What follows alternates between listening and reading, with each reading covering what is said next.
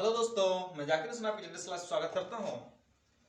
मैं आशा करता हूं कि आप बहुत अच्छे होंगे और गर्मी का आनंद लेते रहिए। देखिए, हम लोग हिस्ट्री क्लास लगातार जो ले रहे हैं, पढ़ रहे हैं हिस्ट्री में।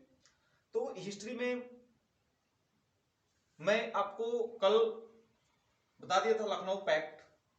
आइए वहीं से मैं शुरू करता हूं। 1916 का लखनऊ पैक्ट।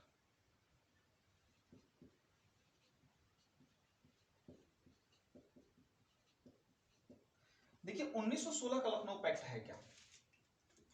तो चूंकि जब अंग्रेजों की पूरी तरह से बुरी नीतियों को मुस्लिम लीग और जो भी ग्रामपंथी दल के नेता थे वह बेहतर तरीके से समझ गए थे, तो अब हुआ जैसे हमारे देश में क्या होती है, राजनीतियां होती रहती है। तो इस प्रकार की राजनीतियां जो होती रहती है कि वो हिंदू है वो मुस्लिम है, ये ऐसे करके जो लड़ाने जाए काम किया जाता है, ये कराया जा रहा हो, जो भी हो, तो उसमें क्या होती है कि इसी प्रकार से अंग्रेज जो थे वह क्या कर रहे थे, हिंदू और मुस्लिमों को बांटने का काम कर रहे थे। मुस्लिमों का कुछ और लालच दे रहे थे, हिंदुओं को कुछ और लालच दे रहे थे। लेकिन अंत में क्या होता है कि हिंदू की नीतियां और अंग्रेजों की नीतियां जो है हमारे हिंदू भाइयों और मुस्लिम भाइयों के समझ में आ जाती है। तो उन लोगों ने कहा कि नहीं, अब हमें बंटवारा नहीं होना है, बल्कि करना क्या है कि हम लोग एक साथ मिलकर के रहेंगे। तो वही हम यहां पे कहेंगे कि लखनऊ पैक्ट क्या था। तो कांग्रेस में कौन थे? तो नरम दल, नरमपंथी और गरमपंथी। तो कांग्रेस प्लस मुस्लिम लीग।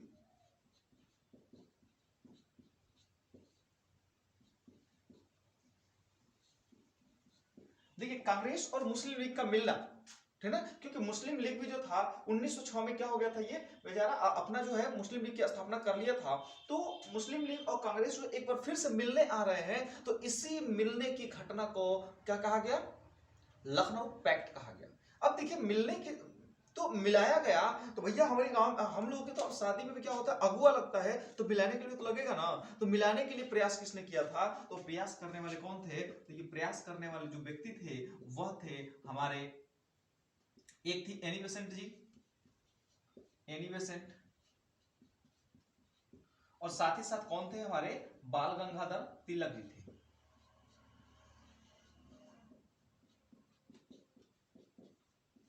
इन दो लोगों ने मिलकर के, ठीक ना, क्या किया, मुस्लिम लीग और कांग्रेस को मिलाने का काम किया।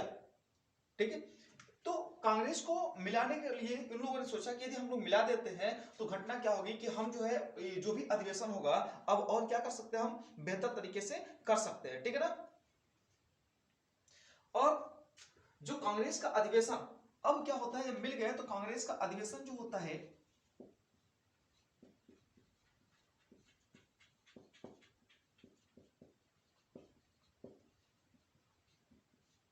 1916 में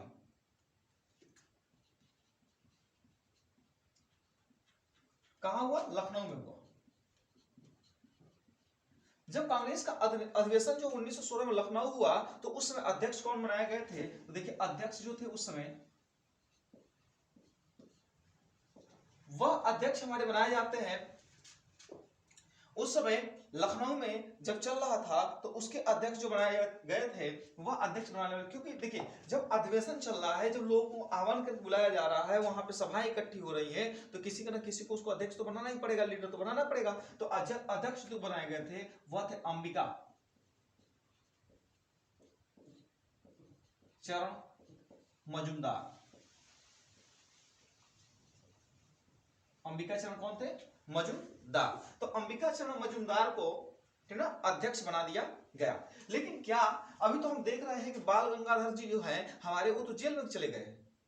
तो बाल गंगाधर तिलक जो थे 1914 में बाल गंगाधर तिलक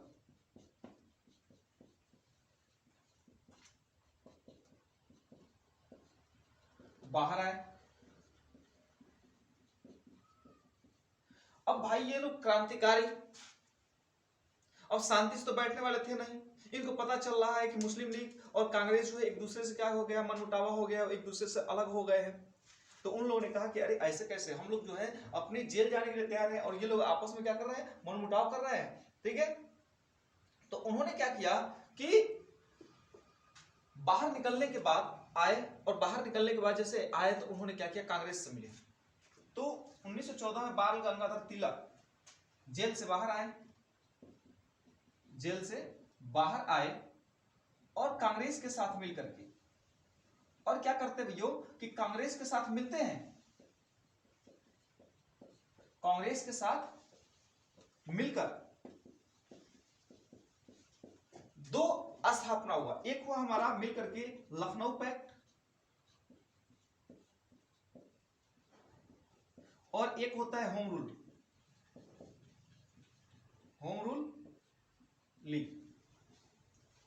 होम रूल की क्या होती है, दो चीजें जो होती है, जब बाहर आते हैं बाल गंगाधर तिलक तो उन्होंने कहा कि हम अंग्रेजों से, हम क्या करते हैं, कांग्रेस से बात करना चाहते हैं, और कांग्रेस से बात करके हम क्या करेंगे, लखनऊ पैक्ट और होम रूल की क्या कर दी उन लोगों ने, स्थापना किया। इन दोनों चीजों की क्या हो गई, स्थापना हुई। अब इस तरह से घटनाएं जो है चलती रहती है, चलती रहती है। उसके बाद क्या होता है कि 1915, ठीक ना, जब 1915 में बात आती है, 1915 में, तो 1915 में मुस्लिम लीग और कांग्रेस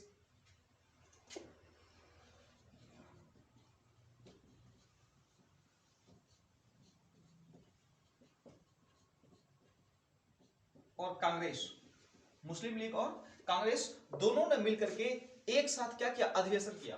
तो मुस्लिम लीग और कांग्रेस एक साथ अधिवेशन किए।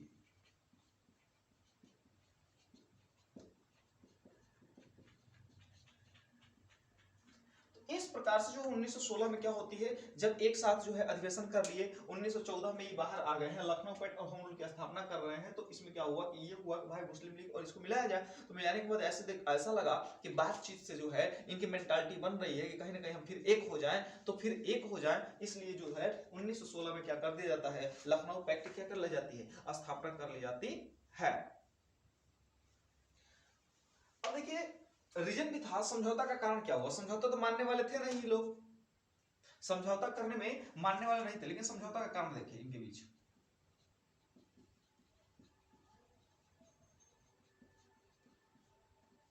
समझौता का रीजन क्या होता है, पहला रीजन ये हुआ था कि मुस्लिम जो थे, ठीक ना, हम कह सकते हैं कि अंग्रेजों का या ब्रिटिश का तुर्की में हस्तक्षेप, तुर्की में हस्तक्षेप, ब्रिटिश का तुर्की में हस्तक्षेप। अब ये तुर्की में हस्तक्षेप क्या था, तो अंग्रेजों ने कहा था कि देखिए भाई धुरी राष्ट्र है, और धुरी राष्ट्र जो है 1914 में क्या करता है, अपना जो है धुरी राष्ट्र बन जाता है, तो ये युद्ध हो जाती है, विश्व युद्ध। तो जब विश्व युद्ध होती है तो उसमें ये कहता है कि देखिए मैं लड़ रहा हूं, लेकिन यदि तुर्की हार जाती है, धुरी राष्ट्र हार जाती है, तो मैं उसके ऊपर जो है कोई कार्रवाई नहीं करूंगा। लेकिन होता क्या है कि जैसे तुर्की जो होती है धुरी राष्ट्र हार जाती है, तो अंग्रेज जो है उस पर हस्तक्षेप कर देता है। यह बात जो होती है मुस्लिमों को बेटर नहीं लगती है, क्योंकि मुस्लिम जो थे उनसे मिलने के लिए क्या रखे थे, शर्त रख चुके थे। इसलिए जो होती है इनकी बात को बुरी लग जाती है, और जब बुरी लग जाती है तो उन लोगों ने कहा कि ये तो हमें धोखा दे दिया है, और धोखा देने का कारण जो है, ठीक ना, धोखा देने से जो होते हैं सब लोग खिन हो जाते हैं। दूसरी बात क्या थी कि बंगाल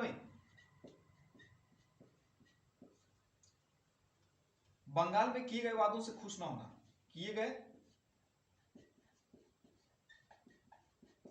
वादों से खुश न होना।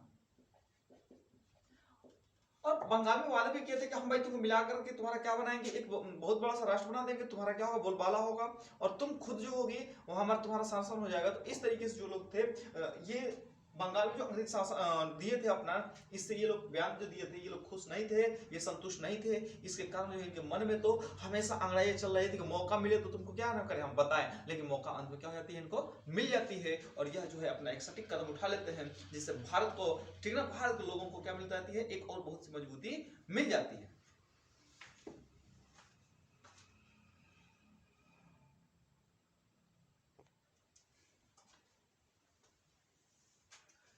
अब देखिए, तो मिलने से क्या कहीं लाभ हुआ? तो आइए देखते हैं एकता का प्रभाव क्या पड़ता है।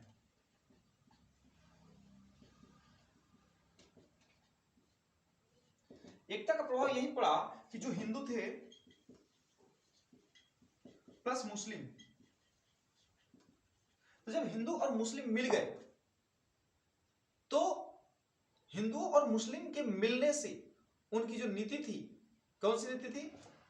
अंग्रेज की जो नीति थी, अंग्रेज नीति,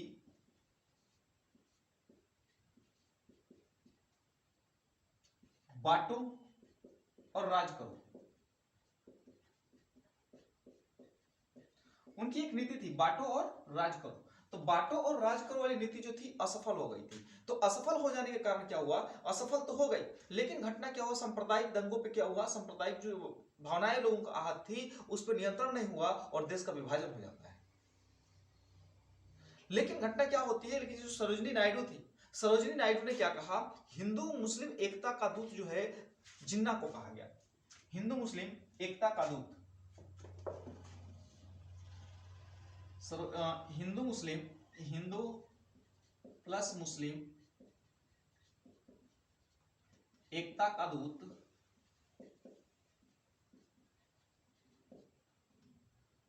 जिन्ना को कहा गया।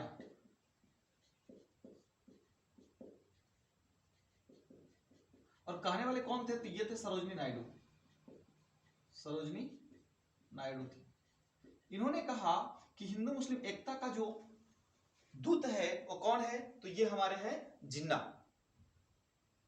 तो इस प्रकार से जो था हमारा 1916 का लखनऊ पैक्ट था, इसमें क्या क्या घटनाएं हुई आपने देखा।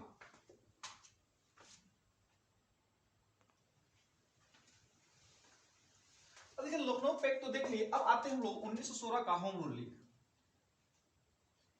1916 का होम रूल, ठीक है ना। 1916 का होम रूल क्या है? देखिए, होम मतलब घरेलू, रूल मतलब नियम। तो ये उसको कह रहा है कि हमारा स्वदेशी नियम, ठीक है ना। होम रूल का मतलब क्या होगा? स्वशासन।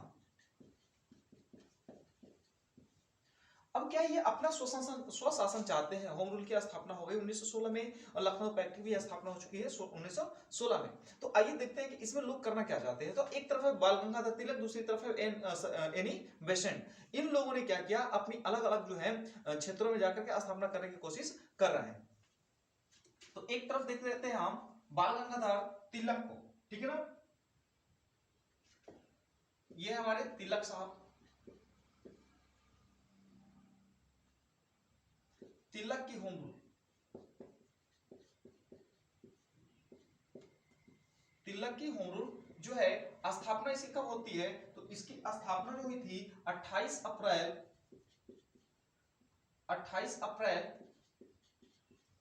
1916 को कर दिया गया था। और जब 1919 में 1916 में हुआ, ठीक है ना, 1916 में तो कर दिया गया इसकी स्थापना। और घटना क्या होती है कि उस समय स्थापना प्रारंभ कहां से किया गया था? तो प्रारंभ जो किया गया था, यह प्रारंभ होती है पुणे से। कहां से होती है? पुणे। पुणे से जो होती है इसकी प्रारंभ जो है कर दिया जाता है। और इसकी जो मुख्यालय बनाया गया था वह मुख्यालय बनाया जाता है, इसकी हेडक्वार्टर जो बनाई गई मुख्यालय, यह बेलगांव कर्नाटक, बेलगांव के कर्नाटक से जो है इसमें क्या बनाया जाता है? इसको मुख्यालय बनाया जाता है। तिलक की जो होम बाल गंगाधर तिलक की जो होम रूल की स्टार्टिंग होती है वह स्टार्टिंग होती है, स्थापना की गई 28 अप्रैल 1916 को। और इसकी शुरुआत कहां से की जाती है? तो महाराष्ट्र के पुणे से की जाती है। और इसका हेड क्वार्टर जो बनाया जाता है बेलगांव कर्नाटक से बनाया जाता है।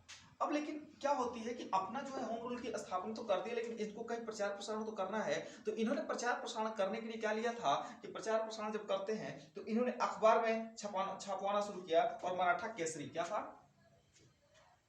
अखबार का जो नाम था, अखबार में छपवाए ये था मराठा केसरी, मराठा केसरी। और देखिए इनका उद्देश्य क्या था? तो उद्देश्य की बात कर लें तो उद्देश्य यही थी कि स्वराज हमारा जन्मसिद्ध क्या है, अधिकार है। स्वराज हमारा क्या है, जन्मसिद्ध अधिकार है। यही उनका क्या है, उद्देश्य था। स्वराज हमारा जन्मसिद्ध अधिकार है।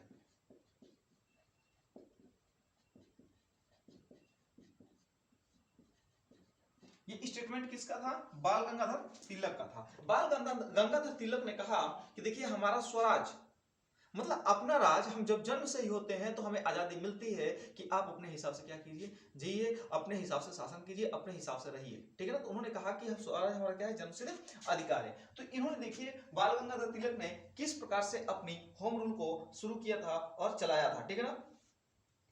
अब आते हैं हम एनी बेसेंट की बात कर लेते हैं। एनी बेसेंट का होम रूल। एनी बेसेंट की होम रूल की जो शुरुआत होती है, इनकी जो स्थापना हुई यह हुआ 1 सितंबर 1916 को हो जाती है। प्रारंभ कहां से किया जाता है, तो प्रारंभ जो होती है ये मद्रास से होती है, और मद्रास को ही भी क्या बनाया गया, हेड क्वार्टर भी बनाया गया। मद्रास को क्या बना दिया गया, हेड क्वार्टर बनाया जाता है मद्रास को, ठीक ना। और इनका अखबार क्या था, कॉमनवेल्थ, न्यू इंडिया,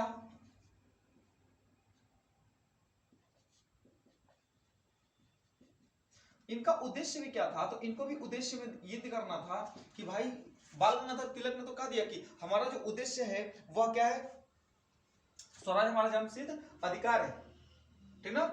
लेकिन उद्देश्य इनका क्या था, तो इनका भी उद्देश्य जो था ये भी चाहती थी कि स्वशासन की स्थापना, चाहती थी स्वशासन की स्थापना।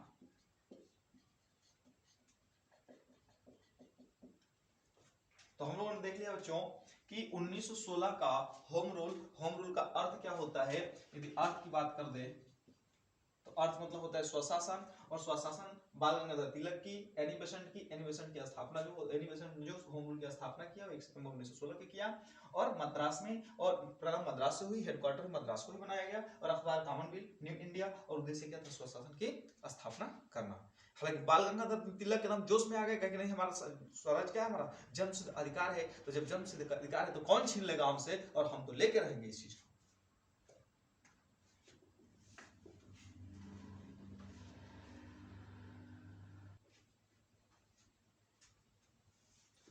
अब देखिए होता क्या है कि लाला लाजपत राय जो है उस सब अमेरिका में थे, जो जहां से था वहीं से शुरू कर दिया था, ठीक है, जो जहां से था वहीं से शुरू कर दिया। बोल बे थपड़िया देंगे तो थपड़िया दे भाई, भारत के लोग ये थोड़ा वैसा गरम दिमाग का होता है सब। तो इन लोगों ने क्या किया कि जो जहां था वहीं से शुरू कर दिया, होम रूल तो होम रूल, ठीक है। अब होम रूल तो होम रूल, तो अमेरिका में बैठे थे कौन, लाला लाजपत राय। तो लाला लाजपत राय ने भी क्या किया, अब देखिए जो तिलक और एनी बेसेंट की होम रूल थी 1918 में इनके क्या कर दिया, समाप्त कर दिया। 1918 में तिलक प्लस एनी बेसेंट का होम रूल समाप्त हो गया।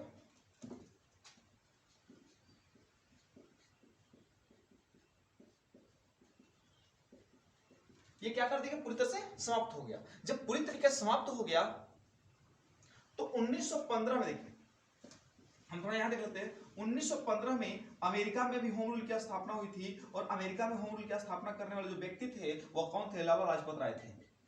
लाला लाजपत राय थे। इस प्रकार से जो है हमारी पूरी तरीके से जो है ये होम रूल चलता रहा, घटनाएं क्या घटित होती गई, ठीक है। क्योंकि होम रूल जो है इतनी लोग जो है आह्वान कर रहे थे कि भाई आइए हम अपने हिसाब से जीने के लिए क्या करते हैं, हम नियम बनाते हैं अंग्रेजों से मुक्ति पाने के लिए। तो ये सारी चीजें होती रही, तो ये हुआ कि आपस में यदि हम आपस में गुट बना के नहीं रहेंगे, एक नहीं रहेंगे, तो हमारी बातों को कौन सुनेगा। तो बेहतर ये हुआ कि हम अलग अलग ना बंटवा के, ठीक है ना, एक साथ जो है हम लोग मिल करके किसी भी कार्य को करें।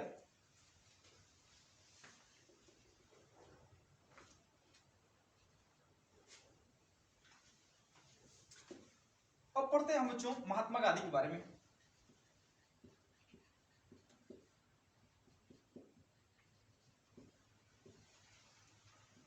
देखिए महात्मा गांधी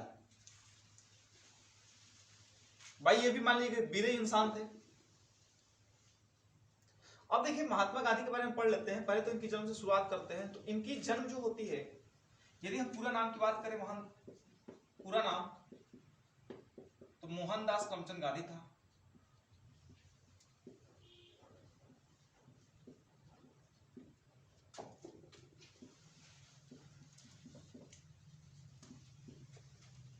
जन्म जो हुआ था पोरबंदर में हुआ था, जो गुजरात में पड़ता है। पोरबंदर में हुआ 1869 ईस्वी में। 1869 ईस्वी में जो है इनका जन्म होता है। ठीक है। तो जो गांधी जी जो थे, इनका पूरा नाम जो था मोहनदास करमचंद गांधी था, और इनके पिता का नाम जो था, पिता का नाम जो था करमचंद गांधी था। ये पिता का नाम था, पिता का नाम जो था करमचंद गांधी था। अब करमचंद की जो चौथी पत्नी थी, चौथे नंबर की पत्नी, इनकी पत्नी का नाम था पुतली बाई। और पुतली बाई से जन्म लिए कौन? गांधी जी।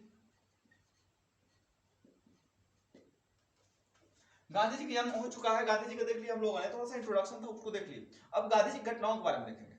गांधी जी जो है क्या करते हैं कि यह 1888 में ब्रिटेन बैरिस्टर की पढ़ाई करने के लिए गए।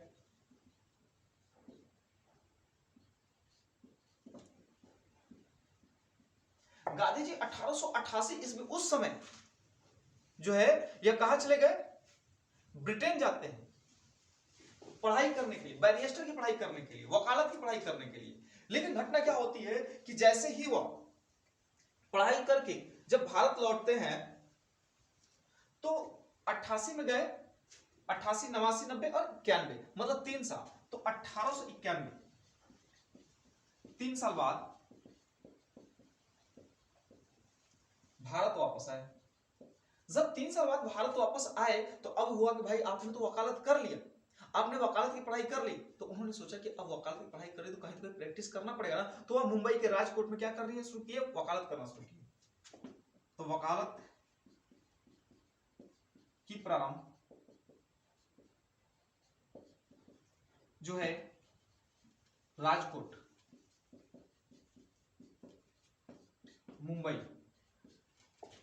मुंबई में जो है इन्होंने वकालत करना शुरू कर दिया। क्योंकि अब जो थे ये सक्षम हो गए थे, वकालत की पढ़ाई, बैरिस्टर की पढ़ाई पढ़ चुके थे, तो वकालत करना इन्होंने क्या कर दिया, शुरू कर दिया। लेकिन घटना जो है कैसे कैसे घटती है इसके बारे में हमें देखना है। तो एक वकालत के देखिए होता क्या है,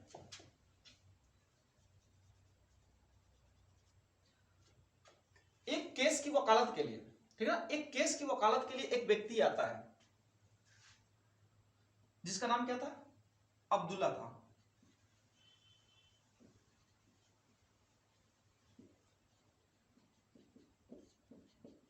अब्दुल्ला नामक व्यक्ति जो है, अब्दुल्ला नामक व्यक्ति सुना कि गांधी जी जो है बैरिस्टर कर चुके हैं और वकालत कर रहे हैं। तो ये अब्दुल्ला नामक व्यक्ति जो है गांधी जी के पास आता है और कहता है कि आप जो है मेरी क्या करें, लड़ाई लड़े, आप मेरे केस को लड़े।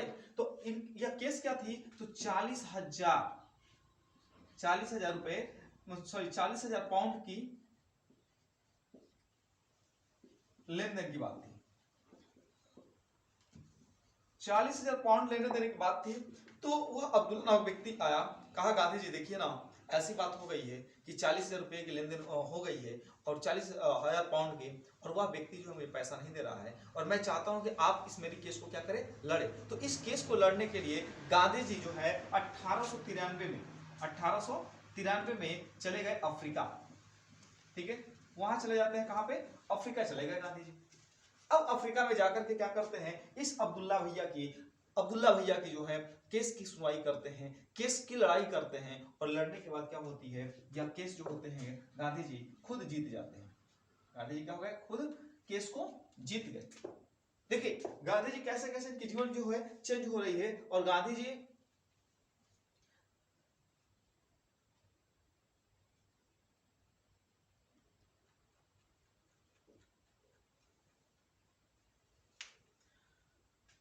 तो केस तो जीत गए। अब क्या था कि जहां गांधी जी जब अफ्रीका में पहुंचे तो वह नटाल बंदरगाह था। नटाल बंदरगाह के डबरन नामक स्थान पे पहुंचते। कहां पे, डबरन।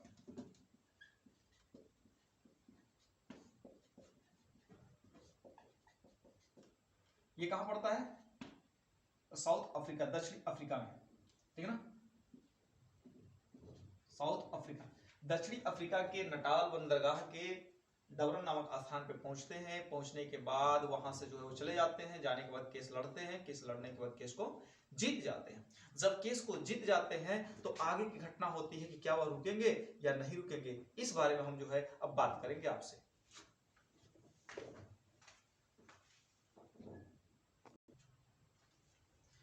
अब गांधी जी जो है केस जीत चुके हैं। अब घटना क्या होती है, आइए हम देखते हैं। डबरन तो पहुंच गए थे, लेकिन अब घटना क्या हो रही है, इसके बारे में गांधी जी को क्या होता है। देखिए, तो एक है नटाल की राजधानी,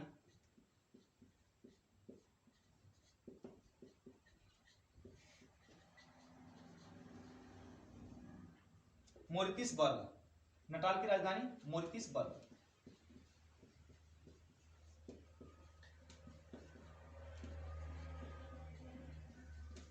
अब नटाल की राजधानी मोरितिसबर्ग की घटना क्या है, देखिए गांधी जी जो है चल रहे हैं, चलने के फलस्वरूप क्या होती है कि मान लीजिए कि ये डबरन है, डबरन नामक स्थान से गांधी जी जो है ये मोरितिसबर्ग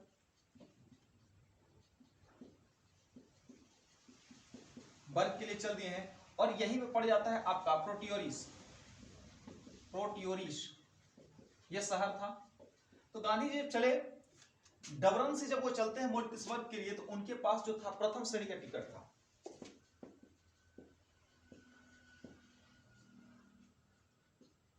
तो जब गांधी जी के पास प्रथम श्रेणी का टिकट था,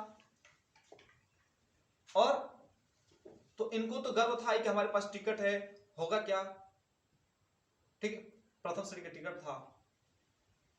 तो इन्होंने गांधी जी जो है चल दिए डबरन से मोरितिसबर्ग के लिए। अब होता क्या है कि कुछ जो लोग थे, ठीक ना, कुछ लोग जो थे, अब गांधी जी ये देखिए भारत के, भाई गुजरात साइड के ये गांधी जी थोड़ा ये सावले किस्म के थे। उसके बाद जो होता क्या है कि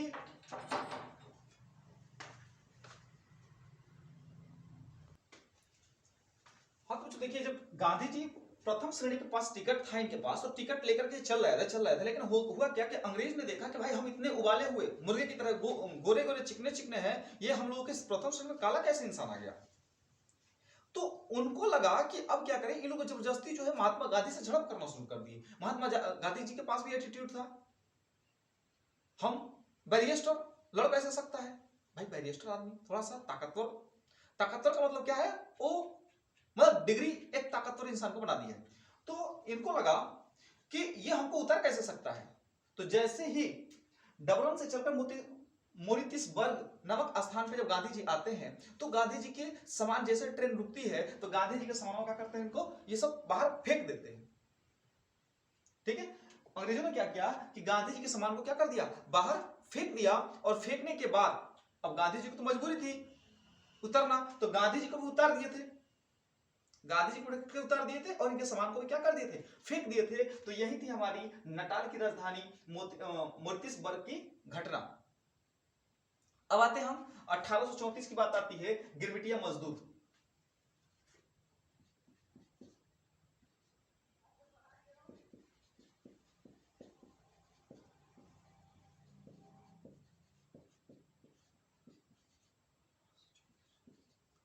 अरे गिरमिटिया मजदूर क्या था, गांधी जी जब दक्षिण अफ्रीका गए हुए थे, तो वहां यहां से भारत से, ठीक ना, भारत से, और यह घटना कहां घटित हुई थी, गिरमिटिया मजदूर 1834 जो घटी हुई है, ये अफ्रीका की बात है। ठीक है, क्योंकि अंग्रेजों का कब्जा तो चारों तरफ है ना, तो अफ्रीका में गिरमिटिया मजदूर की घटनाएं चल रही है। और उसमें होता क्या है कि जो दक्षिण अफ्रीका में रहने वाले जितने भी व्यक्ति थे, ठीक ना, दक्षिण अफ्रीका में रहने वाले जितने भी मजदूर थे, उनको अंग्रेज जो थे 5 साल के लिए एग्रीमेंट पे ले गए, 5 साल के एग्रीमेंट पर लेके जाते हैं। और उन्होंने 5 साल के लिए एग्रीमेंट पर लेके गया और कहा उन लोगों ने कि चलिए क्या करना है, वहां गन्ने की खेती करनी है। लेकिन जब गन्ने की खेती करनी है तो गन्ने की खेती का समापन हो जाएगा और आपके 5 साल पूरे हो जाएंगे। तो भारत से जो लोग हैं चले गए मजदूरी करने के लिए, दक्षिण अफ्रीका में मजदूरी कर रहे हैं, गन्ने की खेती कर रहे हैं, गन्ने की खेती अच्छी तरीके से चल रही है। जब 5 साल का एग्रीमेंट खत्म हुआ और क्या कह के लेके गए थे कि जब आपकी एग्रीमेंट खत्म हो जाएगी, ठीक ना, 5 साल तक खेती करेंगे सॉरी 5 साल तक गन्ने की खेती करेंगे और जैसे ही एग्रीमेंट खत्म हो जाएगी तो आप जो है जमीन खरीद करके आप अपनी खुद की खेती करने लगे कर सकते हैं। तो घटना यही हुआ कि भारत के लोगों ने सोचा कि चलिए भाई ये तो बेहतर तरीका है, क्योंकि भारत एक कृषि प्रधान देश था, तो इनको अच्छी तरीके से कृषि करने आती थी। तो इन लोगों को उठा करके जो है ये चले गए अफ्रीका। जब वहां पे 5 साल बीत गए, एग्रीमेंट अंग्रेजों की खत्म हुई, अब जो है भारतीय लोग जो है वहां जमीन खरीद करके अच्छे तरीके से खेती करना शुरू कर दिए, ये धनी पर धनी होना शुरू हो गए। अब अंग्रेजों को क्या हो गई, जलन होने शुरू हो गई। जब अंग्रेजों को जलन होना शुरू हो गया, इनको लगा कि अरे भाई हम तो लेके आए थे और ये हमसे भी धनी होना शुरू हो गए। जब इनको लगा कि हम धनी होना शुरू हो गए, तब अंग्रेज होशियार, छिलल मुर्गा, इनको क्या हुआ कि ये लोग टैक्स लगा दिए और टैक्स लगा देते हैं 25%, 25% पाउंड का टैक्स लगा दिए ये कि तुम क्या करोगे, अब जो धनी हो रहे हो तुम्हारे पर हम ब्रेक लगा देते हैं। तो रुको, तो उन लोगों ने क्या कर दिया, अंग्रेजों ने इन मजदूरों पे 25% जो है आपका 25% पाउंड का क्या कर दिया, टैक्स लगा दिया। अब जो है इससे अंग्रेज जो मजदूर थे दुखी हो गए। उसी समय गांधी जी गए हुए थे, गांधी जी के बात जो होती है इस गिरमिटिया मजदूरों की जो होती है बात यहां पर आती है। तो जब गांधी जी के पास इन मजदूरों की बात आती है, गांधी जी तो सोचते थे भाई केस लड़ने आए ही हम। तो गांधी जी ने अंग्रेजों से लड़ा, कहा कि 25% जो है आपका टैक्स, 25 पाउंड का जो टैक्स लगा हुआ है, सॉरी हटाइए, 25 पाउंड का जो टैक्स लगा हुआ है, इस टैक्स को हटाया जाए। तो गांधी जी केस को लड़े और लड़ने के बाद जो है इस 25 पाउंड की जगह कितना पाउंड हो गया, तो 3 पाउंड जो हुआ टैक्स हो गया। अब 3 पाउंड टैक्स हो गया, लेकिन ये क्या 3 पाउंड टैक्स अभी भी रहा, तो ये 3 पाउंड टैक्स भी जो है आने वाले समय में क्या हो गया, खत्म हो जाता है। और 300 पाउंड जो होता है, सॉरी 3 पाउंड टैक्स भी जो है खत्म हो गया। कब, 1909 में, 1909 में, ठीक ना। ये 3 पाउंड टैक्स का भी क्या हो गया, खात्मा हो गया पूरी तरीके से। अब जो थे मजदूर जो थे पूरी तरीके से क्या हो गए थे, आजाद हो गए थे।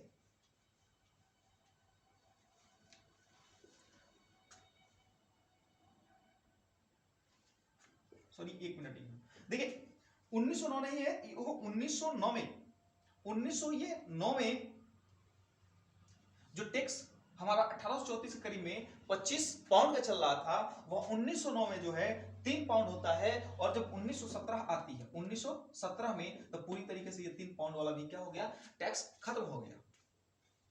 तो ये था हम लोग का गिरमिटिया मजदूर की घटना और महात्मा गांधी से जीवन जुड़ी हुई केस कि अब्दुल्ला के लिए लड़ने गए, लेकिन ये बहुत सारे केस लड़े। इनके साथ मोरिटिसबर्ग में क्या घटनाएं हुई, डबरन से जब चलते हैं तब।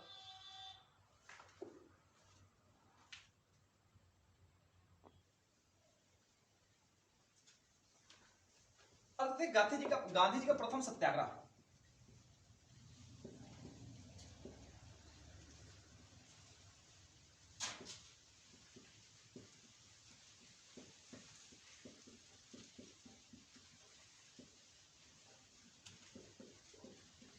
अब गांधी जी जो है प्रथम सत्याग्रह जो है 1906 में करते हैं। लेकिन सत्याग्रह करने की आवश्यकता क्यों पड़ती है इनको, आइए देखते हैं। जब 1906 में गांधी जी को सत्याग्रह करना पड़ता है, सत्य के लिए आग्रह करना पड़ता है, लेकिन क्या सत्याग्रह किस प्रकार से करना चाहते हैं, क्या हथियार उठाना चाहते थे, नहीं। इनका जो सत्याग्रह था वो शाब्दिक था, शाब्दिक प्लस अहिंसा। और वो भी अहिंसा कैसी थी, शारीरिक अहिंसा, हड़ताल व अनशन द्वारा। गांधी जी जो है ये अपना सत्याग्रह शाब्दिक, शारीरिक अहिंसा, हड़ताल और अनशन द्वारा करना चाहते थे। लेकिन क्या यह सत्याग्रह 1906 का था, क्या ये सफल होता? तो इसका उद्देश्य भी तो कुछ रहा होगा ना कि क्यों यह सत्याग्रह जो है करना चाहते हैं। तो उद्देश्य ये था कि जो अफ्रीका में रह रहे लोग थे, अफ्रीका में जो रहने वाले लोग थे वह एक एशियाटिक, ठीक ना, अफ्रीका में रहने वाले जितने भी लोग थे उनको एशियाटिक पंजीकरण विधेयक पारित हो कि आपको यदि अफ्रीका में रहना है तो आपको पंजीकरण कराना पड़ेगा, आपको पंजीकरण कराना पड़ेगा। लेकिन गांधी जी जो है सत्याग्रह, भाई हम रह रहे हैं तो हम क्यों पंजीकरण कराएंगे, यहाँ पे एशियाटिक पंजीकरण हम क्यों कराएंगे। लेकिन घटना क्या होती है कि 1907 में, ठीक है 1906, तो 1907 में यह एशियाटिक पंजीकरण जो है, एशियाटिक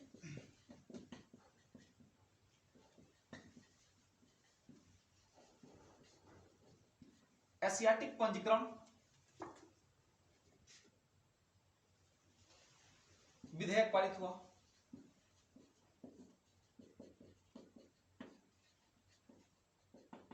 एशियाटिक पंजीकरण जो है पारित होगा 1907 में। जब 1907 में एशियाटिक पंजीकरण जो पारित हो गया कि जो भी लोग भी अफ्रीका में रह रहे हैं उनको पंजीकरण कराना अनिवार्य हो गया, तो गांधी जी इसका क्या करना शुरू कर दिए, विरोध कर दिए। विरोध करना जरूरी था क्योंकि यह जो आंदोलन करना चाहते थे, यह सत्याग्रह जो करना चाहते थे, वह आंदोलन सत्याग्रह जो था प्रतिरोध, अहिंसात्मक प्रतिरोध करना चाहते थे, न कि किसी प्रकार की हिंसा करना चाहते थे। लेकिन होता क्या है कि ज्यादा उड़ रहे थे गांधी जी, वकील तो थे ही, वकालत बैरिस्टर बन तो चुके ही थे, ज्यादा उड़ रहे थे। अफ्रीका ने सरकार ने क्या किया कि 1908 में प्रथम बार गांधी जी को जेल हुआ। प्रथम बार गांधी को क्या हो गई, जेल। तो प्रथम बार गांधी जी को जेल कब होती है, 1908 में। किस लिए, तो गांधी जी का प्रथम जो सत्याग्रह 1906 में चालू हुआ था, उसी में जो होती है इनको जेल कर दिया जाता है, क्योंकि ये जो थे उनके लिए लड़ाइयां कर रहे थे।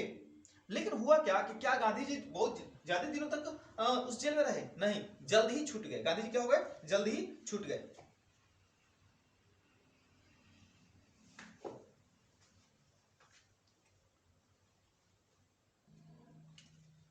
अब देखते हैं दोस्तों गांधी जी का भारत आगमन।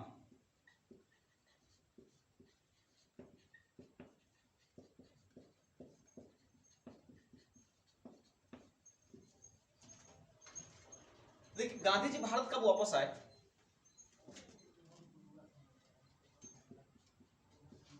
इनका आगमन जो है 9 जनवरी 1915 को हुआ। 9 जनवरी 1915 जो है ये भारत की धरती पर पहली बार आए। तो जब भारत वापस आए 9 जनवरी 1915 को, तो इसी दिन को बनाया जाता है भारतीय प्रवासी दिवस। भारतीय प्रवासी दिवस के रूप में मनाया जाता है।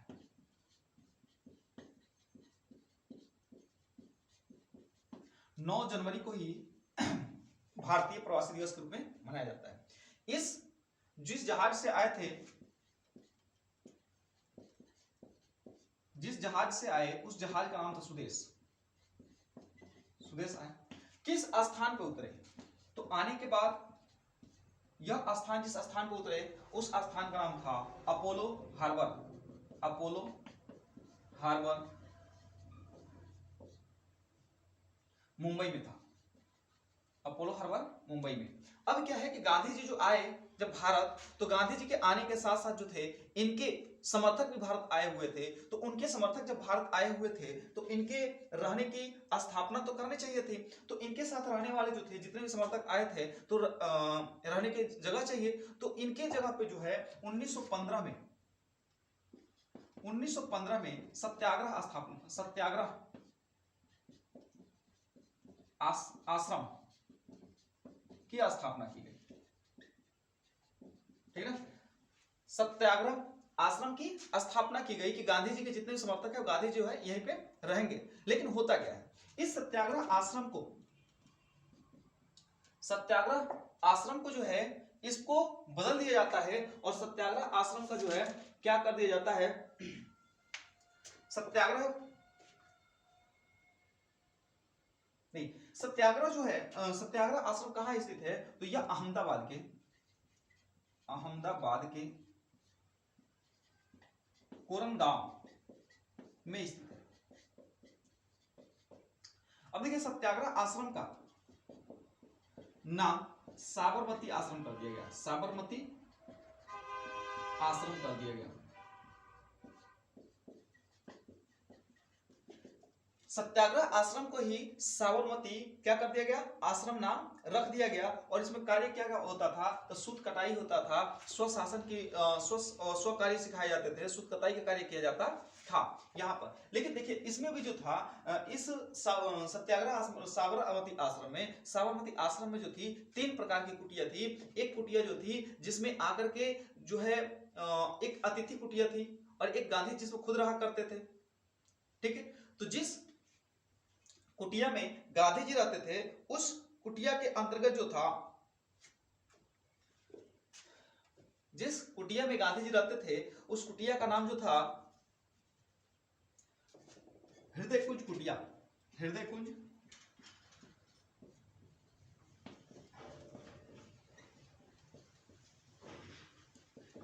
कुटिया। हृदय कुंज कुटिया में क्या रहते थे, गांधी जी खुद रहा करते थे, गांधी जी खुद रहते थे। और हृदय कुंज कुटिया का नाम किसने दिया था, तो काका कालेकर ने दिया था, काका कालेकर। और एक जो था नंदनी कुटिया थी, ठीक ना, एक कौन सी कुटिया थी, नंदनी कुटिया थी।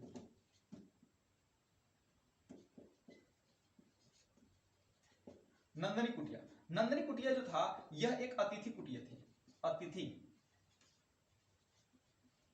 अब इस अतिथि कुटिया के अंतर्गत जवाहरलाल नेहरू, राजेंद्र प्रसाद, ठीक ना, जवाहरलाल नेहरू, राजेंद्र प्रसाद, रविन्द्रनाथ टैगोर, श्री राजगोपालाचारी जैसे जो है मुख्य अतिथि जो है यहाँ पर आके ठहरे हुए थे। जवाहरलाल नेहरू, श्री राजगोपालाचारी, राजेंद्र प्रसाद, ये सब लोग जो है आकर के यहाँ पे ठहरे हुए थे। तो देखिए इसमें 3 प्रकार की कुटिया थी। एक हो गई हृदय कुंज कुटिया, दूसरी है नंदनी कुटिया, और तीसरी जो कुटिया थी उसका जो नाम था, उसका नाम क्या था, तो विनोबा मीरा कुटिया था, विनोबा मीरा कुटिया।